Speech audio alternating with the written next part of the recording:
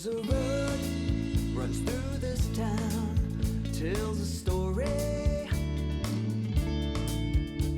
It's got me exactly where I'm supposed to be.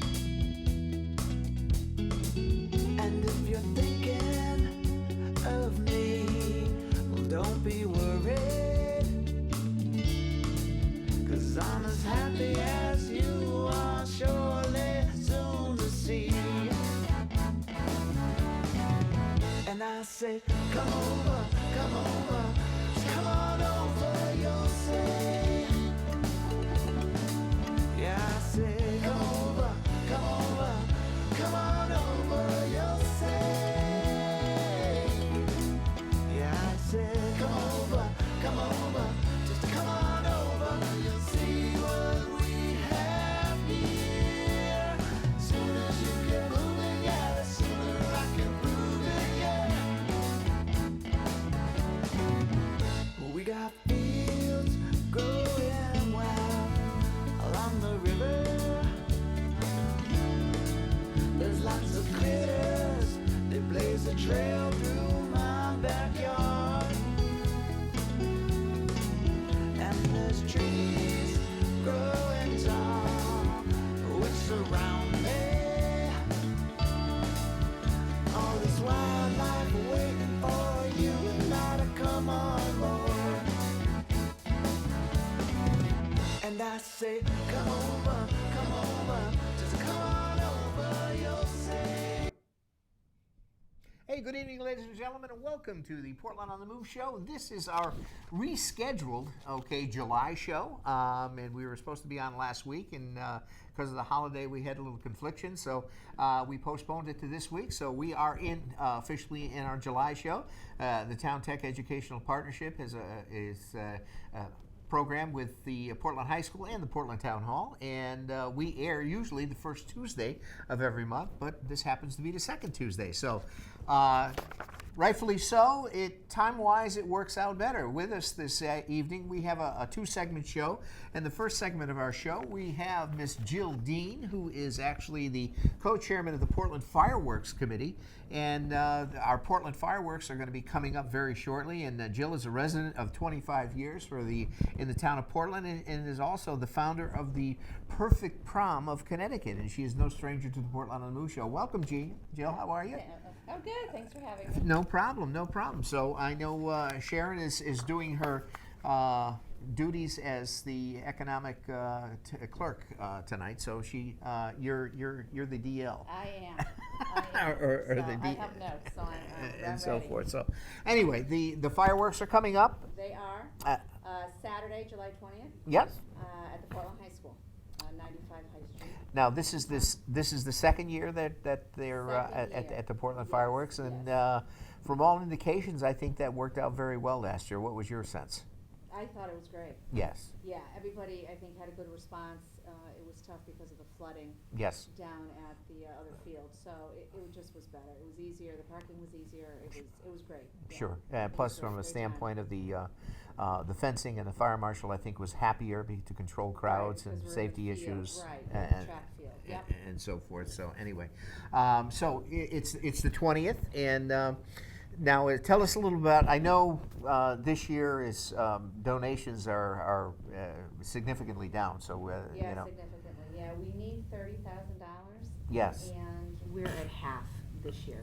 Yeah. So the donations are down, Mm-hmm. and we rely solely on businesses and personal donations. Sure. So we just started a GoFundMe page, which everybody can get to through the Portland Fireworks Extravaganza Facebook page. Mm-hmm. They can find a link, Mm-hmm. and that's been going well. We put that up about a week ago.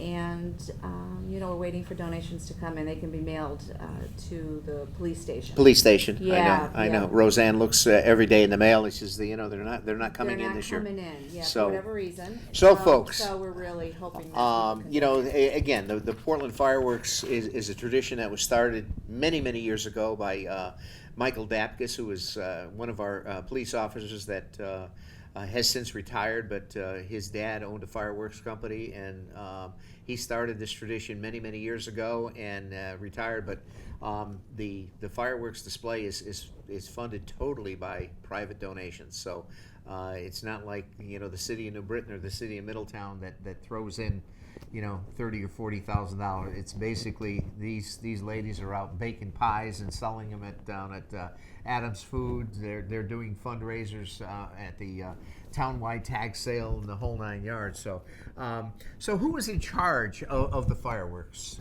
Jill? Well, it is through a small committee, and there's about 10 of us. Sorry, it's sponsored by the town of Portland. What I mean to say, and then. But we do all the fundraising and all year to put on the show. So we're a small group. We're about 8 or 10 people. Yeah. And it used to be run by the police. Yeah. And I think it's been 10 years that we took it on. It was Right, literally right. an ad in the paper, looking for people. Right, when Mike retired. Right. So it's been the same group. We're always looking for people to join because it's small. It's hard to get the word out when you're such a small group. Now, how many? Really is. What year is this going to be? This I think our 10th. Your 10th. The group. Yeah. Okay. But I think we're around 40 years of having. Yes, it's been a long the time. Fireworks, decades. It's been a long time. So this is, I believe, our 10th year, and this is the first year we've been down. Yes. This much. And unfortunately, if this continues, this this could be the last year. This could be the last. So if we're down, we're still going to have them this year. Yeah. And we'll be doing our fundraisers. We work at the fair. We have a tea. We do bake sales at every holiday. So, but we'll be behind. So that's going to be tough. So if we have to work the rest of the year or into next year to fireworks, finish paying for this, we're going to be behind and we won't be able to do it. Now, since Mike Dapkus obviously retired and so forth, I think Ocean State Pyrotechnics out of Rhode Island, Mr. Correct. John Ruggiero, has been doing it ever since, I believe. He has, and so he forth. does a great job. And he carries on the tradition. Mike Dapkus had standards of many say it's one of the best fireworks shows in Connecticut. And I think it outshines Hartford. It really does, and so forth. So that's you. Now the planning that goes into the fireworks. I know you guys start planning the day after the fireworks for the next year and so forth. So tell us a little bit about the planning. I know you have to plan for the fundraisers and that type of thing. Yeah, for the day, it's a lot of organizing, and we have to work with the police department, the fire department. We have to get permits. We have to deal with the shooter, not deal with, but as far as picking a date, it's hard because there's so many events going on, and we have to do fundraisers, and there's a lot that goes into it. Yeah. And it's really the fundraising that's the most important. And we try our best. No, you really do. Now, again, it's going to be up at the high school, and is the due to the donations being or lacking, will the show be shorter, or is it No. Okay. No, we will just fundraise. We will continue to fundraise. Okay. To pay our bills. Okay. Now you're also having a raffle. Now tell us a little about the raffle. Geez, and I have that right here. So we're having a raffle. It's $5 a ticket, and there's some great prizes. Let me take my glasses off to read this. Do you want me to read the prizes? Sure. Okay. Sure, absolutely. So it's $5 a ticket. First prize is a gig maker, a guitar package from Connecticut Valley School of Music, which has a $250 value. Second prize are green fees for 18 holes of golf, including use of carts at Quarry Ridge, which is a $208 value. Third prize is a Roku 32-inch LED smart TV, a $200 value. Fourth prize is 50 gallons of fuel from Daniels. Also 4 adventure sport passes from Brownstone Exploration Discovery Park. Next is a $125 gift certificate from On the Spot Detailing in Portland. Next is a gift certificate for 9 gold car washes, redeemable at Clean Image Car Wash. Eighth is a $50 gift certificate at Sarah's on Main, which is a great restaurant in town. Ninth prize is an Amazon Fire Stick. And 10th prize are 4 admission tickets to the Portland Agricultural Fair. And the drawing will be held at 8:45 the night of the fireworks. And you don't have to be there. Okay. To win. No, Sure, no, sure. no, we'll have your number and we'll give Now, you a now, call. typically, are you guys going to be doing selling your glow sticks and everything at the Yeah, at the we'll have fireworks? all our glow sticks for the kids or the adults, and the hats and the glasses and everything like that. And there will be food vendors Okay. as well. Every year there's food vendors. Okay. And we're also having a 50-50 raffle, which Nice. we do every year. Yeah. Nice. Yeah. Now, are you still doing a raffle for the child to push the button to start the fireworks? Yes, Are you yes, doing, we okay. do that every year. Okay. Yeah, which is always fun. That's always yeah, fun. that's always a fun That's time. always fun. Yeah. As far as that goes. And who's our band? Did we talk about our band? No, we did We not. didn't get there yet. We Small had Town Roots. Small Town Roots. Okay, Mr. Matt Bystrick and the boys, the Timmy Nolan and Chris Nolan and all the guys and so forth. And your son. My son happens to be playing with them this year. Unfortunately, their drummer that's been played with them for years tragically passed away this year. So they asked David Oh, I to didn't know yes, that. yes. Oh, So okay. they asked David to fill in, and he's been doing quite a few gigs with them, and just nice. love it. They're such a fun bunch Everybody of loves guys. them. They're a nice country group. They have Yeah. and they're Portland's own. They have a great following. They really do. Yeah, They so, really so do. they'll be there. So that'll be fun. And so forth. So again, John Ruggiero from Ocean State or Pyrotechnics is going to be doing the shooting as far as that goes, and I think John is going to be calling in. We're going to be talking to John on the phone here as when he calls in. He's from Rhode Island. Unfortunately, he's got a commitment tonight and is doing a show out there, but he says he will be able to call in. So when the phone rings, I'm going to pick it up, and so Okay. we're gonna go live with John. So that's great. Now parking is going to be up at the high school, but Parking I think is up at the high school. We had no problem last year. yeah, Handicap parking. Okay. Yeah, there was plenty of room. there's plenty of room. We're up in the back, so Yep. there's plenty of room back there, in front of the tennis courts, and Sure. then also near the middle school when you first enter. Yep, And there'll be firemen and policemen directing traffic. sure. Yeah, for safety reasons. Now, did So- they do a shuttle bus last year? No, no, they no, didn't. no Okay. shuttle bus. Oh, okay. And the gates open at 5:30, so you can come set up, come out, set up your Yeah. blanket, and hang sit out, down. have And something to eat. the band listen to the is music. going to be starting at what time? Do you have that? I don't have that. I think the band is starting at. I think the band is starting at 7:00. Oh, okay. So All right. they're going to be playing a couple of sets prior Yeah. to, and just to get everybody in the mood with some great country music. They do a little of everything actually, and so forth. But they're going to be playing right next to the concession stand, right side of so the come early. the, Yeah, listen to them. the track and the soccer field up there and so forth. So the nice thing about it, there we have lights up there on the soccer field, so Mm-hmm. the place is lit up like a daylight. It's wonderful And up then for the show, we pull the switch and let her rip. Yeah. And so forth. So that's good. Now how long you been involved with the fireworks committee? For the 10 years. For the 10 I think years. all of us have. We're the original. Since we took over for the police department, Yep. we're the same original group. I started So- working with Mike, almost 40 years ago, Yeah. when he started, and he contacted me and asked me to choreograph music to the fireworks, and I've been doing that for years and years and years, and so forth, and it's been just a great show. It really is. And we also acknowledge those in the armed forces, which is nice. Yes. Yeah. Yes. And we have them stand up, so that's always lovely. For sure, Yeah. for sure. Well, my son is a veteran and Yeah. is still out there in the reserves and so forth. But he is in the Army band Yeah. and so forth. Has been did 8 years active, and now he's out into the reserve. So he's I think he's been in like 18 Wow. or 19 years, Yeah. total between active and in the reserve. So that's great.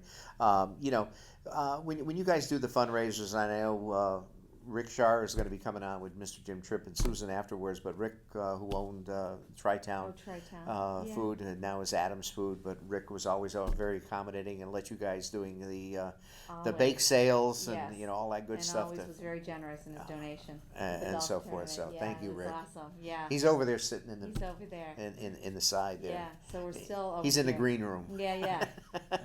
So yeah, every holiday we're up there. And, I'm always baking. Everyone's baking. And, Yes, yeah, I know. My it's cousin always a Candy's great always success. baking and so Yeah, forth. and So we always do very well. so anyway, so I know, one of the things that we that you were part of with your perfect prom thing last year, and unfortunately because of your foot surgery this year, you weren't able to do Right. your fashion show, but that was a huge success. It was a huge success, and it was to raise money for the fireworks. So we didn't have it this year, which is unfortunate. Yes, It was a big fundraiser. Yeah, it was. It so was. I was unable to do it. So Yeah, no. we're down those. Now we'll funds forgive you. as well. Yeah, we'll thank forgive you. The surgery is. So I couldn't do it. Yeah, Yeah. that definitely puts a dent in your. Yeah. So next year we'll have another. So and the perfect prom, the girls loved it. I mean, you're all your models. Oh, thank you.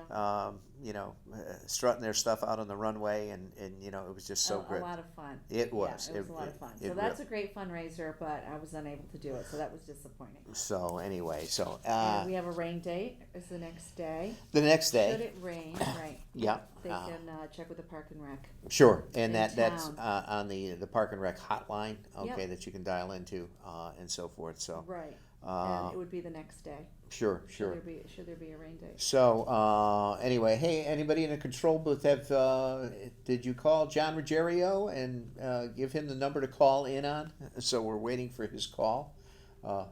I hear a phone ringing. Okay.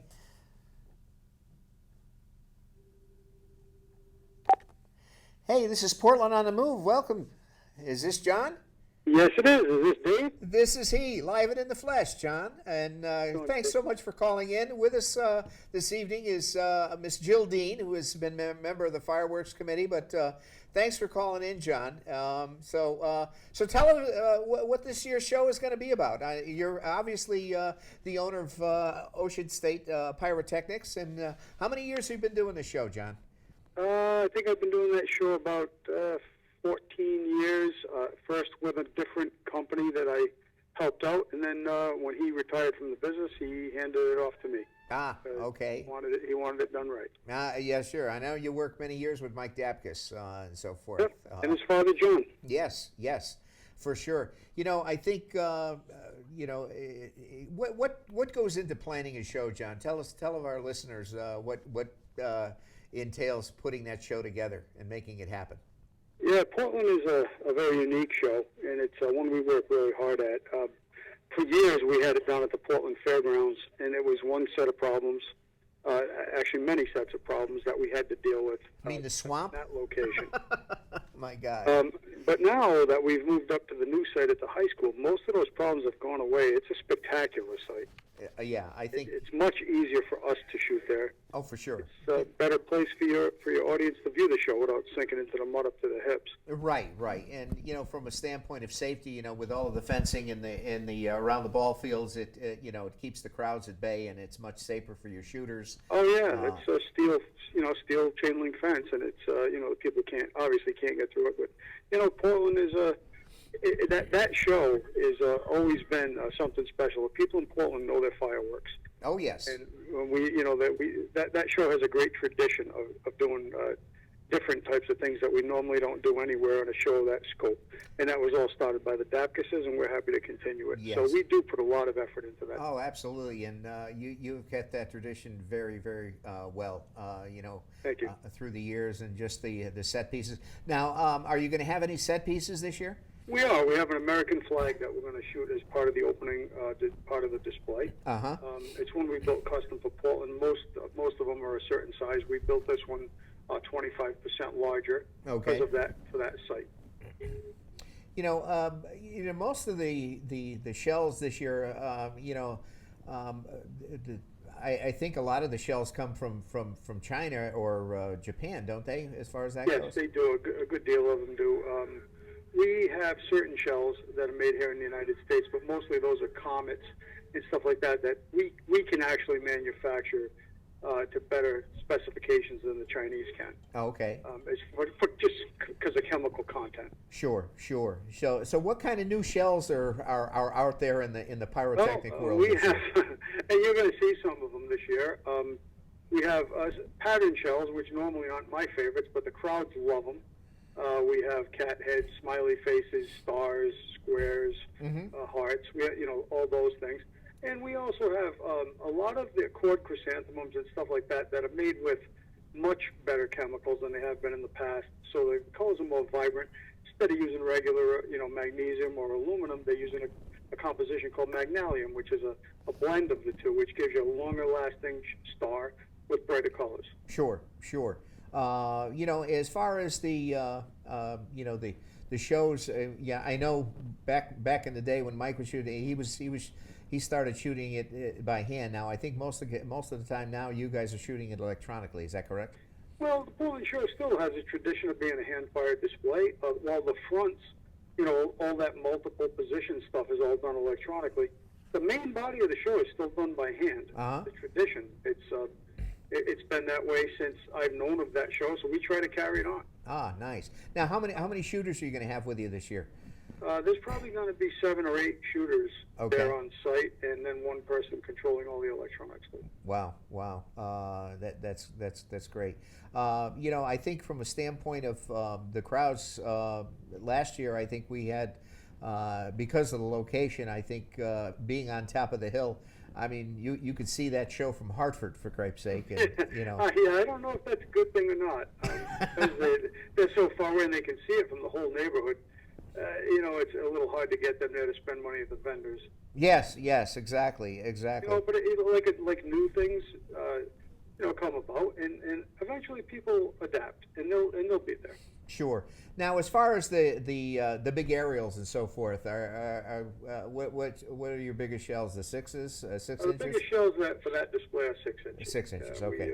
That makes a big bang. We haven't shot 8s, 10s, and 12s there in a great many years. I think it was before Eddie Dunham died was the last time we had those big shells. Yes, Eddie was a big friend of the fireworks. In fact, Eddie certainly was, and he was a good friend for a long time. Oh my gosh, Eddie actually lived in one of my apartments for many years, and I tell you, he was awesome, and he always spoke highly of you guys, and it's a close-knit community when you're dealing with shooters and so forth. It certainly is. I mean, the Dapkus family and I go back a long ways. Eddie was part of that whole thing, and when Mike's father died, I don't know if you were at the show, but there was firework companies from the whole Northeast there representing with their own brand of fireworks to celebrate John Dapkus.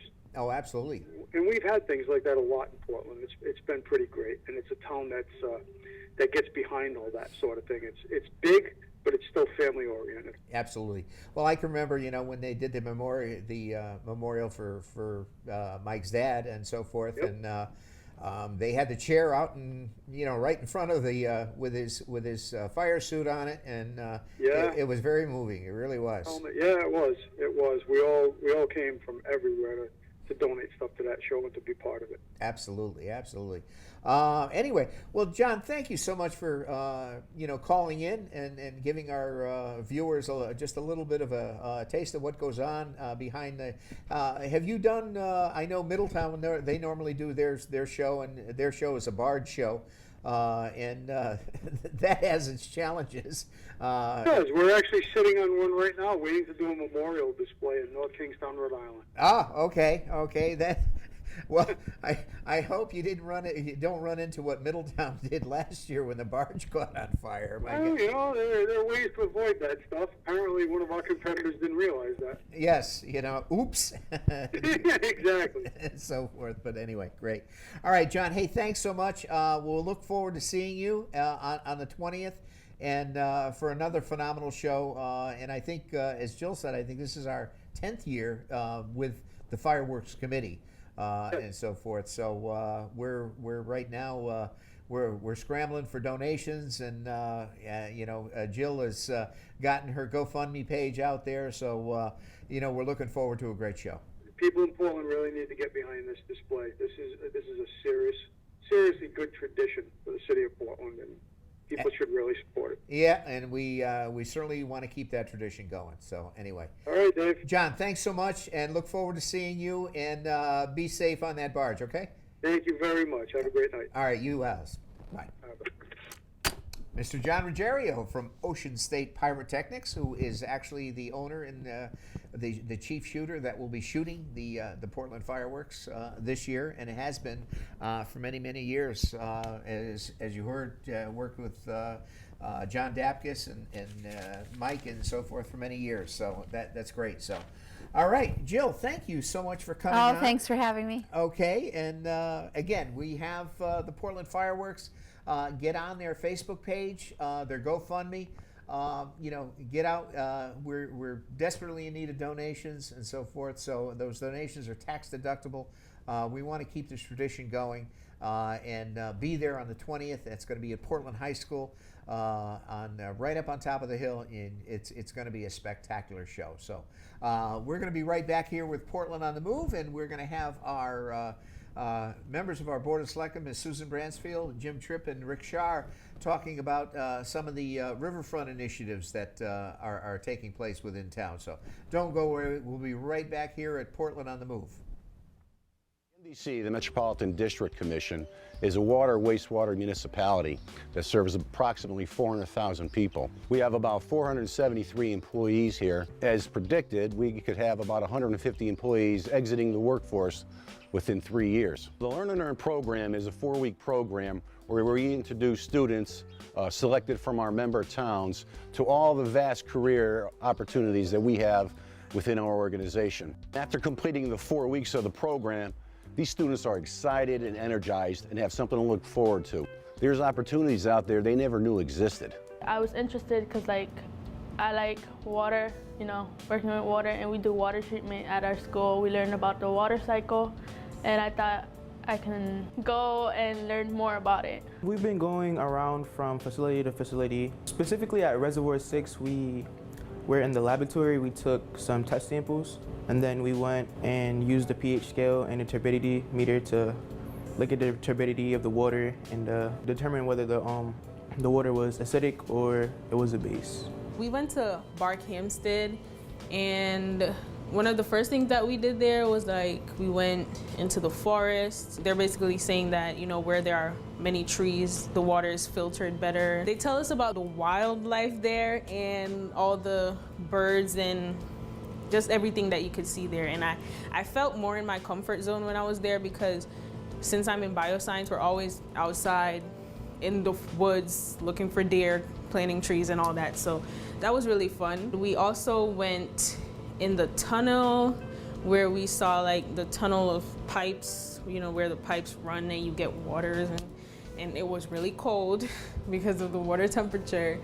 But it was still really fun to think that, someone actually built this and it's been there for years. The boat ride was really cool. We grabbed samples of water and we tested the turbidity, we tested the chlorine, we tested the pH. Me and my friend Shanila, we did a filter. We worked on our filter, and ours had the lowest turbidity rate, so that means it was the best. So we got a challenge point, and that was good. We had layer of sand, rock, and gravel, and then we had charcoal, and then we put stuffing, I think, around it. My filter, I would say it didn't go so well because the turbidity was over 200, so that's terrible.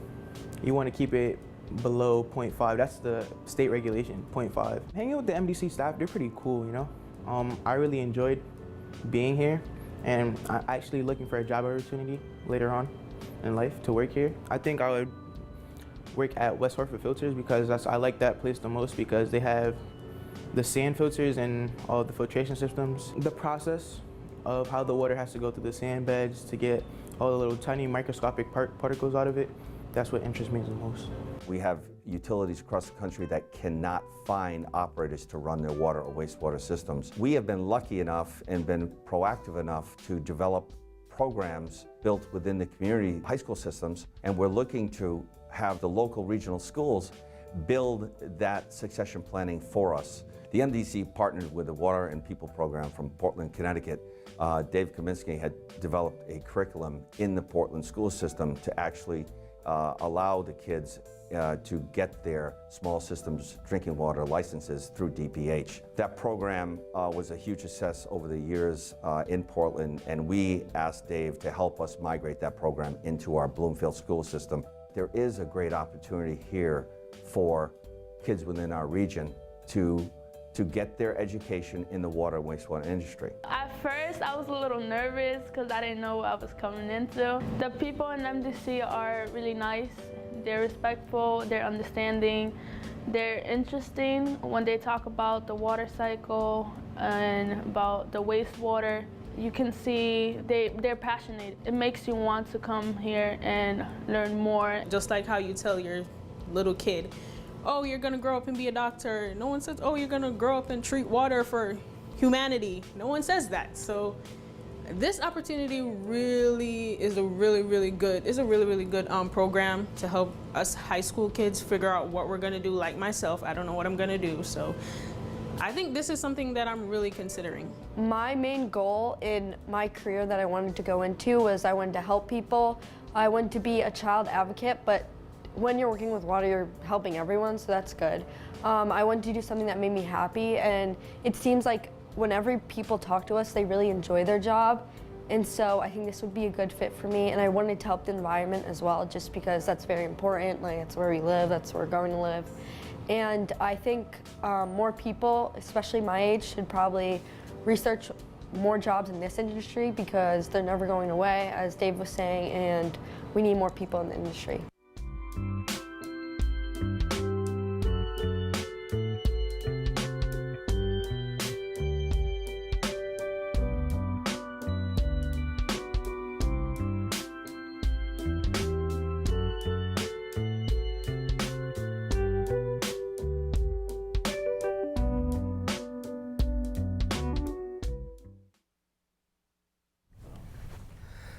Hey, turn on the mic. Okay, we're live back here at Portland on the Move, and Portland on the Move show is with Town Tech Educational Partnership between Portland High School and the Portland Town Hall.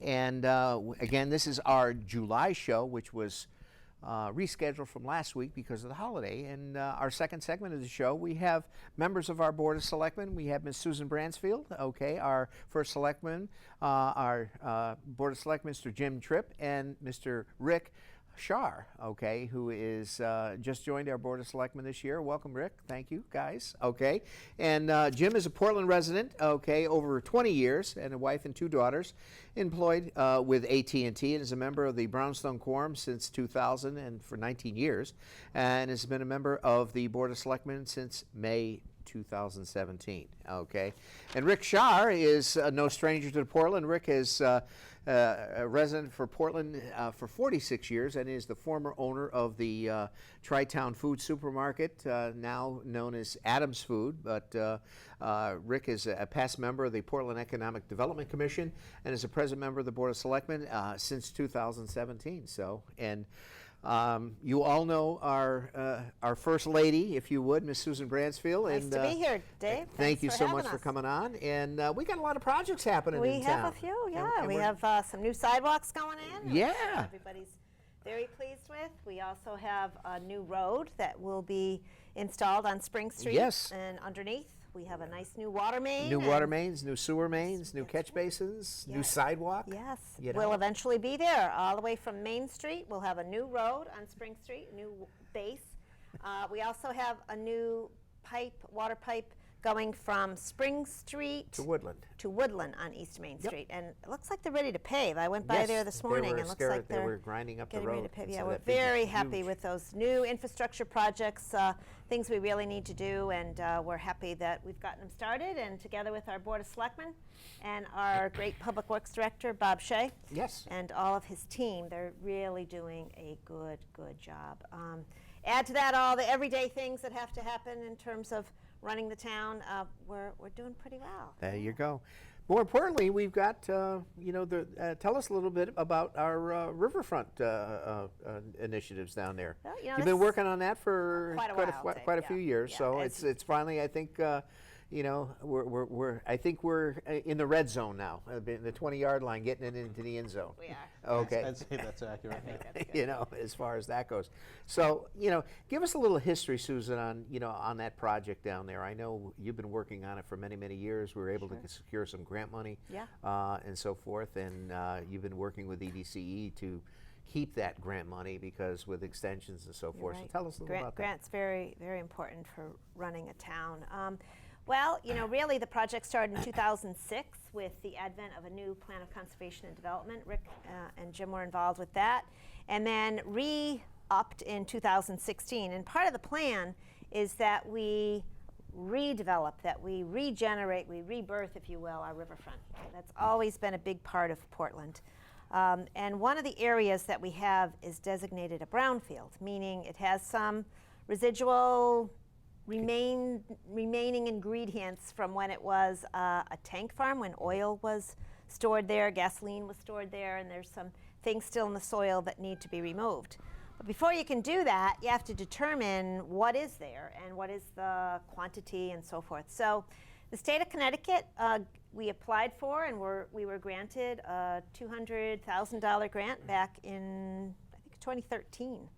And we hired Ty and Bond Associates. Amy Valancourt, many of you may know, is our licensed environmental professional from Ty and Bond.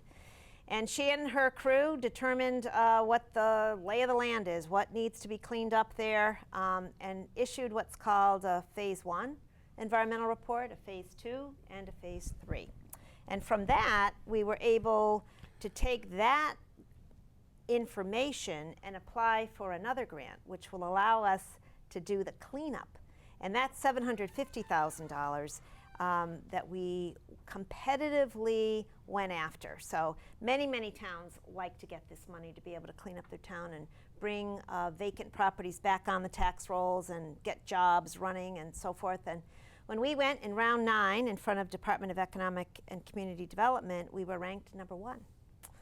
And I think the reason DECD ranked us #1 is that this is a very important project to the region.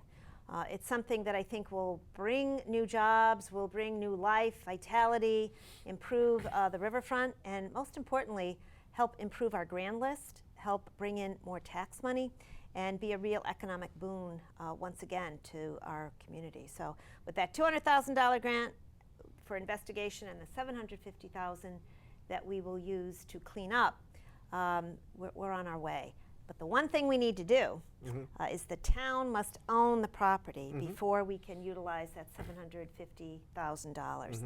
So we're in the process of having a series of meetings to explain all this to our folks, residents in Portland. Recently we had 2 site walks, and I think Jim and Rick are going to talk a little bit about what it is we're doing this and why we're doing, not just how we got here to this point, but you know, why we're doing this. And Rick gave a nice presentation on the economic development aspects of this project, and Jim has a drone video and some information that we're going to show, some pictures in a Well, few let's minutes. get to it. I mean, I think, you know, basically a picture's worth 1,000 words. So, Jim, you got, you know, you were able to acquire a drone. So you got, you know, big boy with the big toys, you know, as far as that goes. So, very nice Christmas gift, yeah. but hey, it works. It works. You know, Liz treats you pretty well, you know, as far as that goes. Would you like to start with the stills, or would you like to start with the video? What would you like? I'd say we probably could start with the video of going north to south with the slide and then go into the pictures. That's probably, we could probably, actually, let's do the 2 videos. We'll go north to south to give people sort of acclimate to the area, and then we'll go from there with the stills. All right, so Ryan, if we could, let's start off with the video, and as we get into that, Jim is going to talk over that and gives you a little perspective of where the property is and give you a little background. I think, like I say, a picture's worth 1,000 words, so let's roll it. Yeah, and the idea being here is that if you look at the pictures, it's a perspective that you can't see of the properties looking at it through the fence. What you're seeing here is that's 248. This is the slide from north to south. These are the 3 parcels. The tank farm is 248 Brownstone Avenue. You'll see on that not only the tanks, but also a refueling station and an old office building. And then this vacant lot that's in the middle, that's 230. And we slide to the, what would be the southernmost property on the border, which is 222.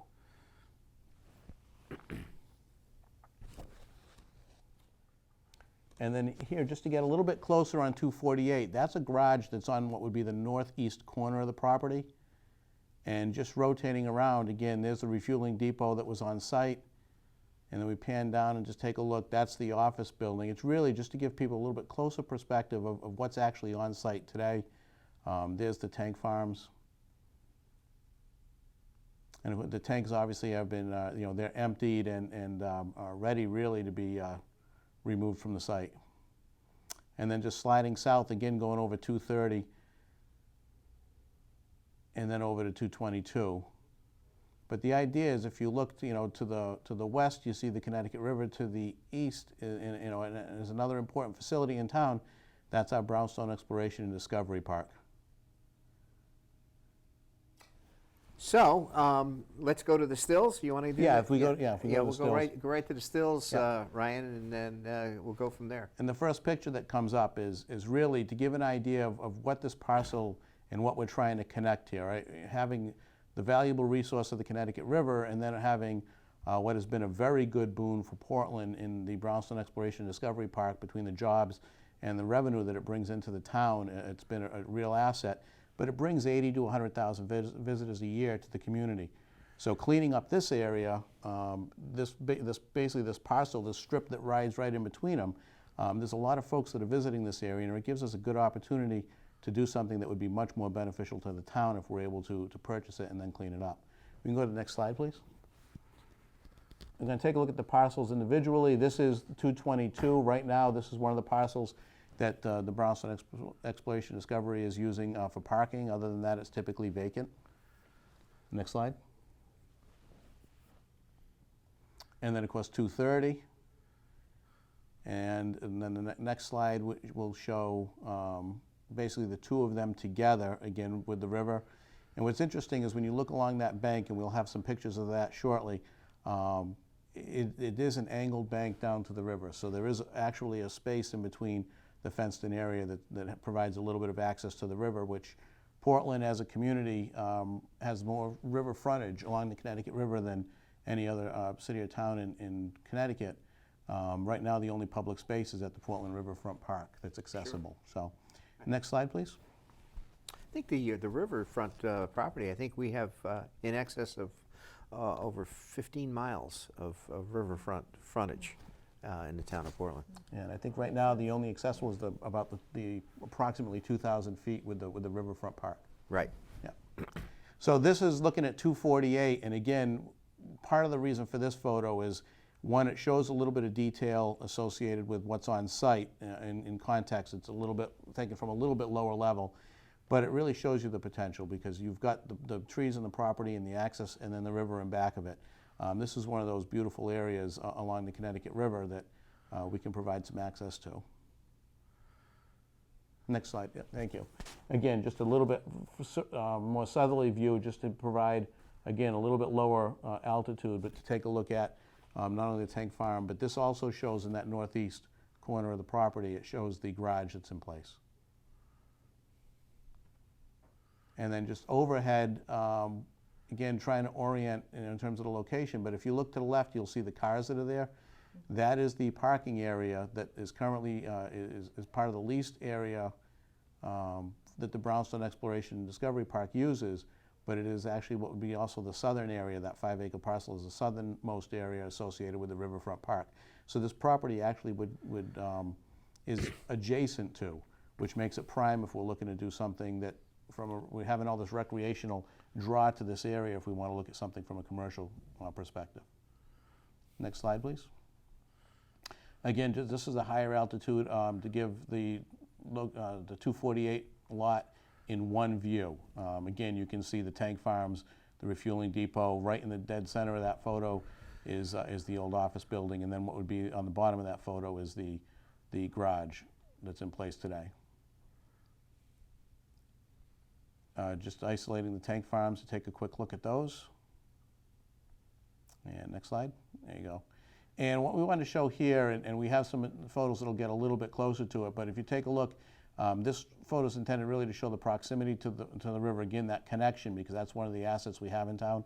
But if you also look where you can see the disturbance, basically between the smallest tank and that second tank in, looking right to left, you'll see that there's a disturbance in there. That's actually where the existing dock and the piling that's in place, that disturbance is actually being caused by a tree that is caught up against it right now. But that's one of the things that's important here, is that the water in that area is 22 feet deep. That does provide the deep water access that we would need if we wanted to have some more commercial connection using the river itself. And again, that's just a little bit closer photo, and this photo is also in there because it shows, if you take a look where those tanks are, you'll see the straight line that draws up through the center of the picture. That's a wall that was intended, that's basically in place in case you ever had an issue with the tank rupturing, to basically containment.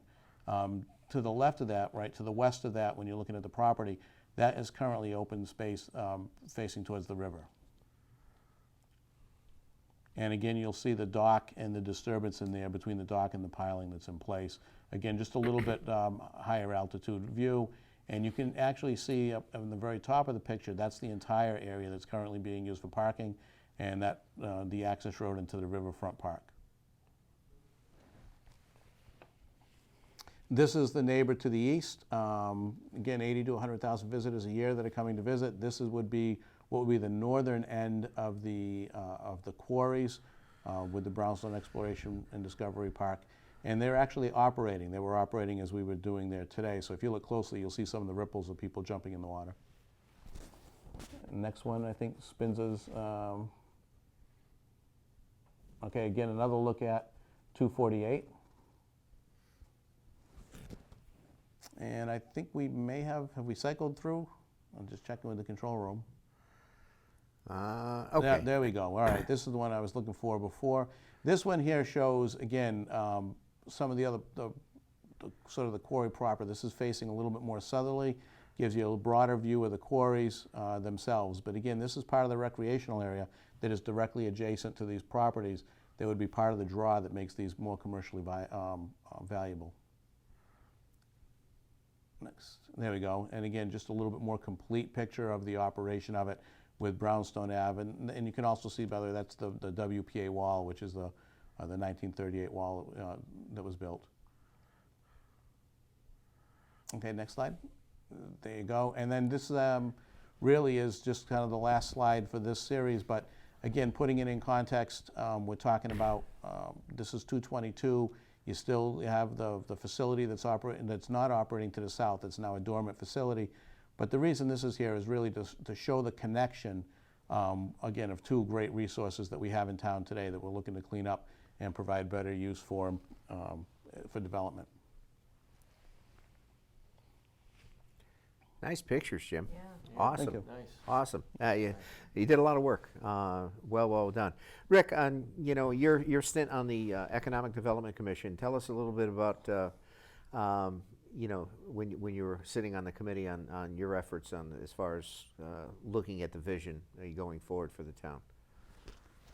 Well, Dave, I think the vision goes back all the way back to the 90s when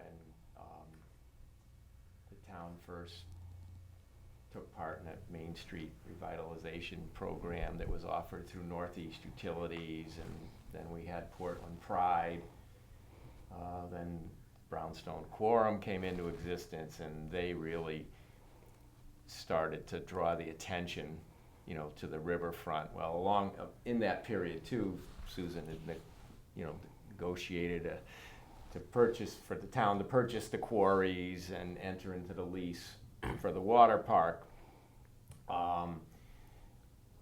And Brownstone Quorum then really got rolling with building the Riverfront Park.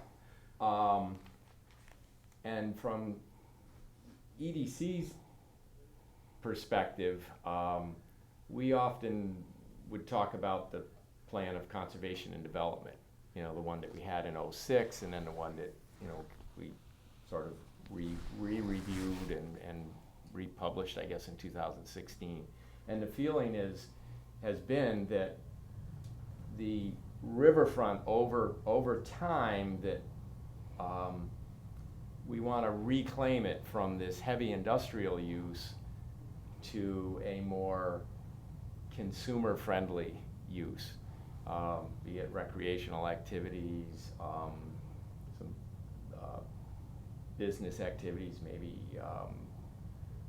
maybe even potentially some housing, but to just make it more a part of our town.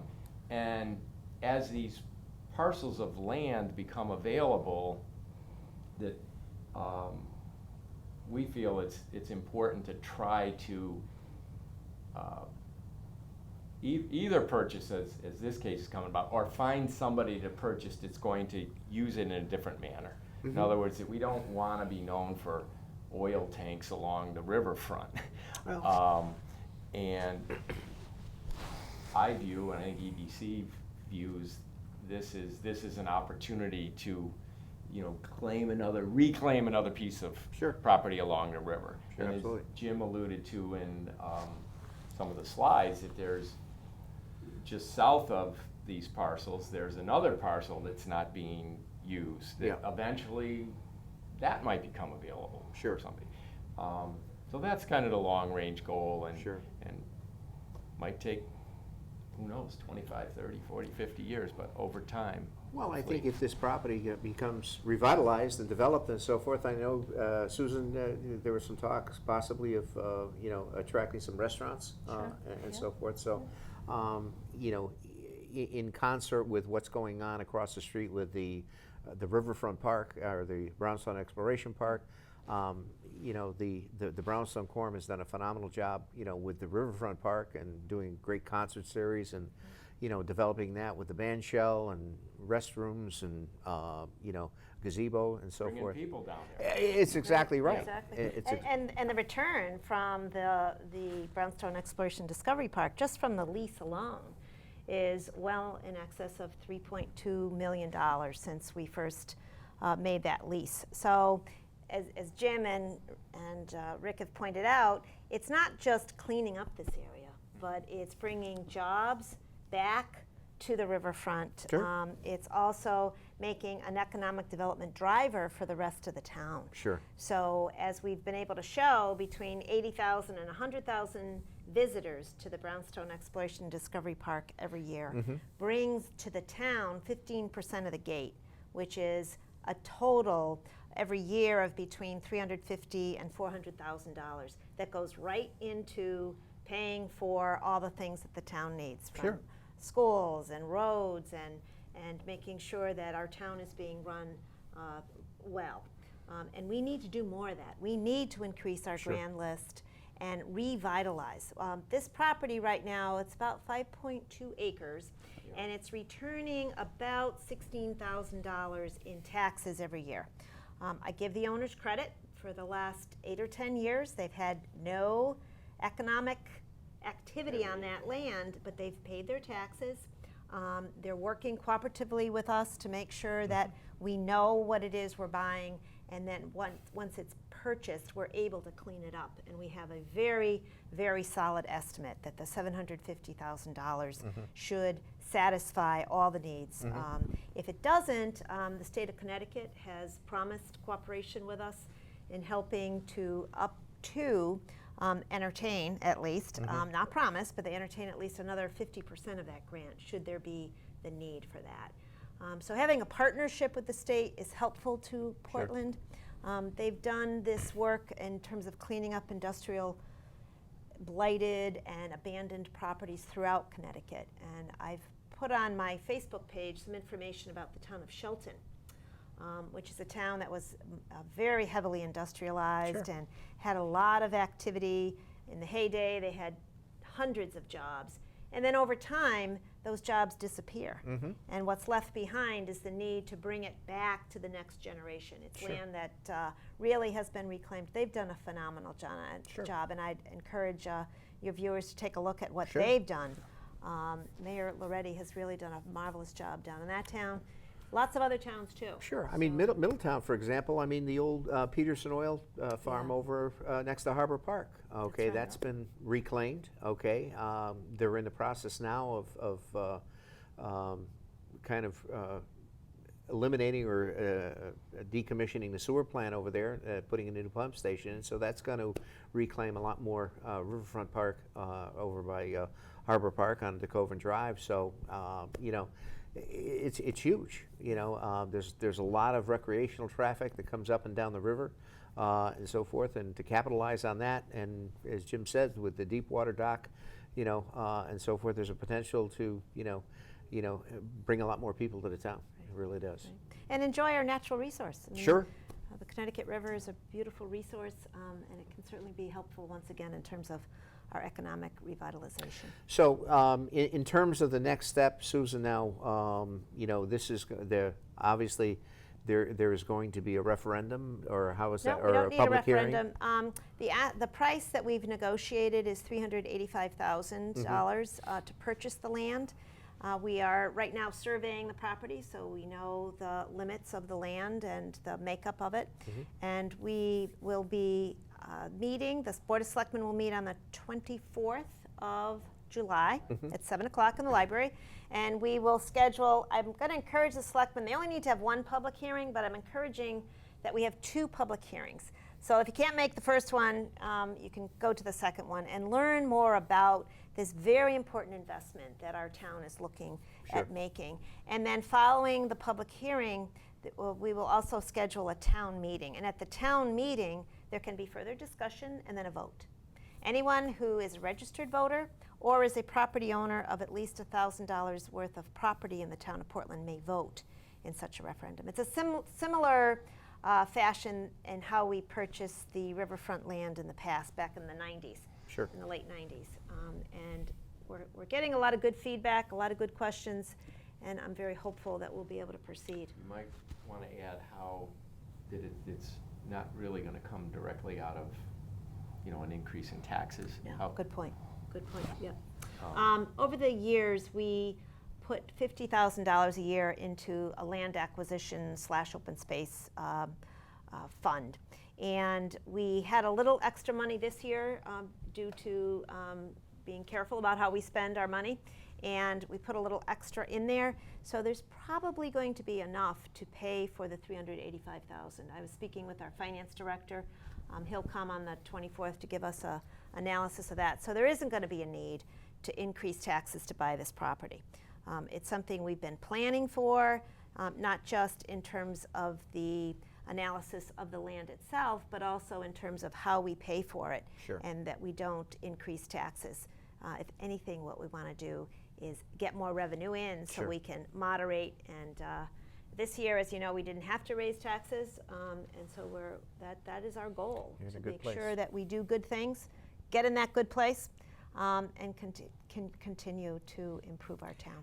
And I think too, you guys have done, you know, a yeoman's job as far as in educating the citizenry on, you know, the projects that are going on. I mean, this is just one. We have the Brainerd Place, which is happening. That's starting to, you know, get some traction now with the demolition and so forth. So there's a lot of good things happening here in town, and it really is. And it's through, you know, through your, you know, best management practices on the Board of Selectmen and so forth. But I think from that standpoint, you know, we're in a very, very good place. And, you know, hopefully developing this riverfront property is going to be much more beneficial, and it's going to be just an extension of what we were able to do with the Brownstone Discovery Park. Right. So anyway.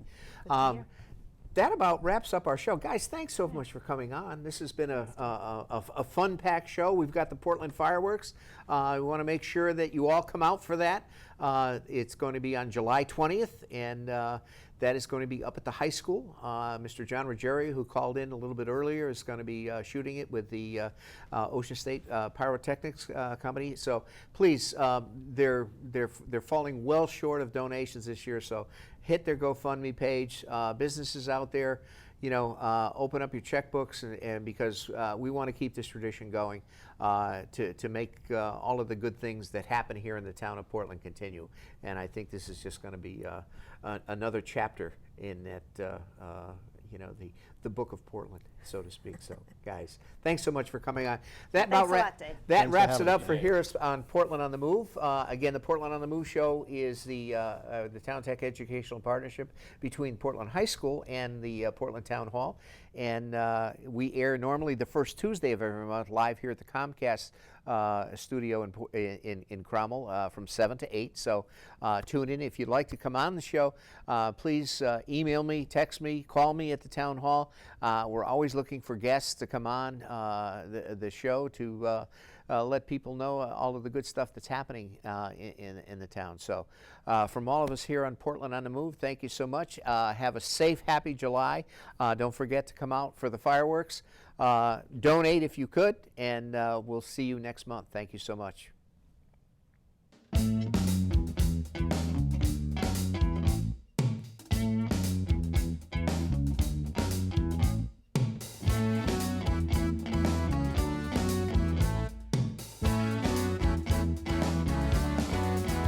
There's a road runs through this town, tells a story. It's got me exactly where I'm supposed to be. And if you're thinking of me, well, don't be worried, 'cause I'm as happy as you are, surely soon to see. And I say, come over, just come on over, you'll say.